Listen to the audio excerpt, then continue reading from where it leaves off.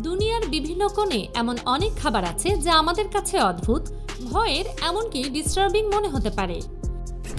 কিন্তু সেসব জায়গায় সেগুলোই আবার ঐতিহ্য, স্বাদ আর সংস্কৃতির অংশ।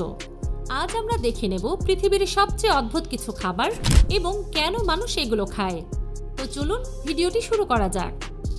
নাম্বার 1, সান্নাকজি, দক্ষিণ কোরিয়া। এটি হলো কাটা অক্টোপাস, যা টুকরো করার পরও নড়াচড়া করতে থাকে।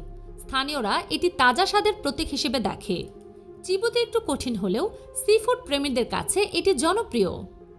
Number 2, balut, Philippines. আংশিক বিকশিত হাঁসের বাচ্চা সহ ডিম। প্রোটিন সমৃদ্ধ খাবার হিসেবে এটি রাস্তায় খুবই পরিচিত। স্থানীয়রা বলে এর স্বাদ স্যুপ আর ডিমের সংমিশ্রণের মতো। Number 3, হাকার্ল, Iceland. হাঙ্গরের মাংস, যা কয়েক মাস পচনে রেখে শুকানো হয়। এর গন্ধ খুব তীব্র হলেও আইসল্যান্ডে এটি ঐতিহ্যবাহী খাবার হিসেবে সম্মানের সঙ্গে খাওয়া হয়। Number 4, fugu, Japan. পাশার ফিশ, যেটি সঠিকভাবে রান্না না হলে বিষক্রিয়া ঘটাতে পারে। বিশেষ প্রশিক্ষিত শেফরাই এটি পরিবেশন করে। বিপদ থাকলেও এর কোমল স্বাদের জন্য এটি দামি ও জনপ্রিয় ডিশ। নাম্বার 5, কাম্পাল, কম্বোডিয়া। ভাজা ট্যারেন্টুলা, খাস্তা টেকচার এবং মাংসের স্বাদের জন্য এটি সেখানকার প্রচলিত স্ট্রিট ফুড। ঐতিহাসিকভাবে দুর্ভিক্ষের সময় শুরু হলেও এখন এটি স্থানীয়দের কাছে স্বাভাবিক খাবার। Number 6, surstromming, Sweden.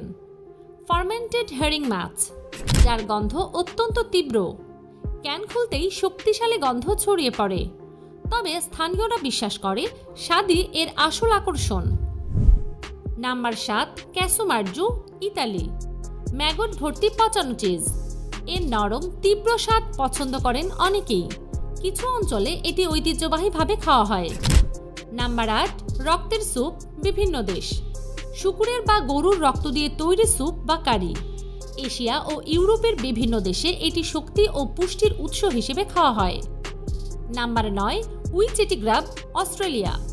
মোটা লার্ভা, যেগুলো কাঁচা বা ভাজা দুইভাবেই খাওয়া হয়। অস্ট্রেলিয়ার আদিবাসী মানুষের কাছে এটি প্রোটিন সমৃদ্ধ প্রাচীন খাবার।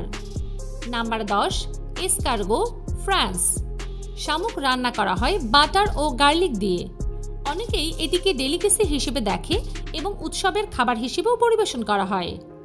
বন্ধুরা, এই সব খাবার আমাদের কাছে যতই অদ্ভুত মনে হোক, তাদের সংস্কৃতিতে এগুলো খুবই স্বাভাবিক। আসলে খাবার মানুষের ইতিহাস, পরিবেশ এবং অভ্যাসের প্রতিফলন। তাই প্রত্যেকটি দেশের আলাদা আলাদা স্বাদ ও ঐতিহ্য রয়েছে। বন্ধুরা, আজকের ভিডিওটি এখানেই সমাপ্ত। দেখা হবে পরবর্তী নতুন কোনো ভিডিওতে।